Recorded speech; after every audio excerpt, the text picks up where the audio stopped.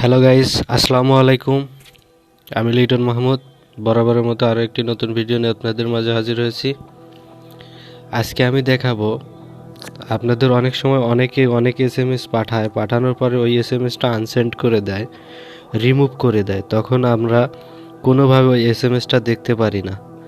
আজকে আমি দেখাবো কেউ যদি আপনাকে কোনো এসএমএস পাঠায়, যদি ওইটা আনসেন্ড করে রিমুভ করে দেয়, ওই এসএমএসটা কিভাবে দেখবেন সেটা আজকে আপনাদের আমি শেখাবো। তো চলুন কথা না বাড়িয়ে শুরু করে দেই।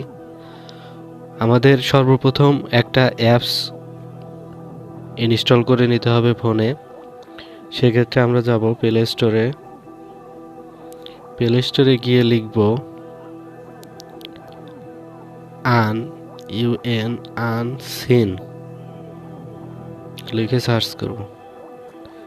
দেখতে পাচ্ছেন একটা অ্যাপস আছে, যে এটা আনসিন, এটা ইনস্টল করব।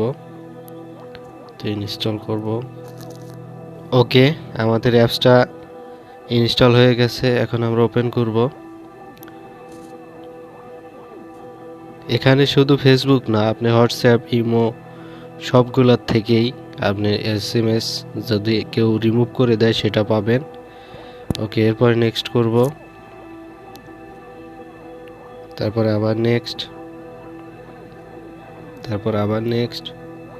এখান থেকে দেখতে পাচ্ছেন আমরা এই যে মেসেঞ্জারে টিক দিয়ে আছে, হোয়াটসঅ্যাপে টিক দিয়ে আছে, ইনস্টায় টিক দিয়ে আছে, ইমোতে আছে, ভাইবার, আপনার যেটা লাগবে সেইগুলোতে টিকমার্ক দিয়ে নেক্সট করবেন। ওইগুলার এসএমএস কেউ রিমুভ করলে আপনি ওইটা পাবেন। নেক্সট, কিপ অথরাইজেশন,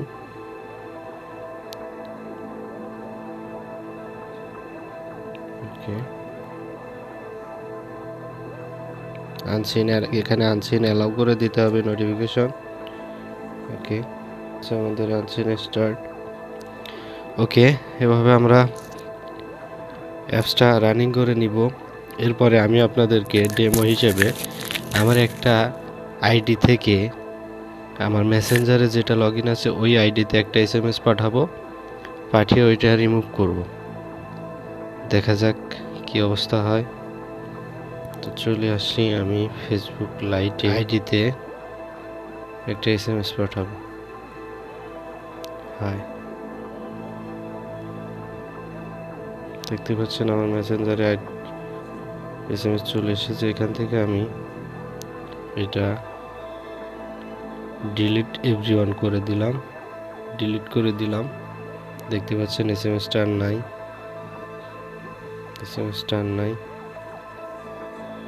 ওকে, এখন আমরা মেসেঞ্জারে যাব। মেসেঞ্জারে চলে আসলাম। এখানে দেখতে পাচ্ছেন যে ওই এসএমএসটা নাই। এখন আমরা এই এসএমএসটা বের করব। তো তার জন্য আমরা প্রথমে যাব ওই আনসিন অ্যাপসে।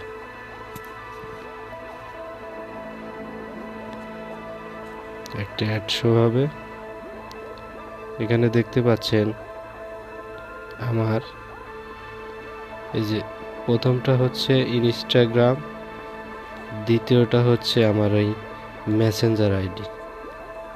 এই যে রাকিব মাহমুদ থেকে মেসেঞ্জার মেসেজ করছে, এটা আমরা ভিতরে ঢুকলে এই যে এসএমএসটা রিমুভ করছে ওটা ছিল এই যে হাই। এভাবে আপনারা মেসেঞ্জার, হোয়াটসঅ্যাপ, ইমো, ইনস্টাগ্রাম যে কোনো প্ল্যাটফর্মে কেউ যদি আপনাকে এসএমএস পাঠানোর পরে যদি রিমুভ করে দেয়, আপনি এভাবে আপনার এসএমএসটা দেখতে পারবেন। তো আশা করি ভিডিওটা আপনাদের ভালো লাগবে। সবাই সাথেই থাকবেন, ভালো থাকবেন, সুন্দর থাকবেন। আল্লাহ হাফেজ।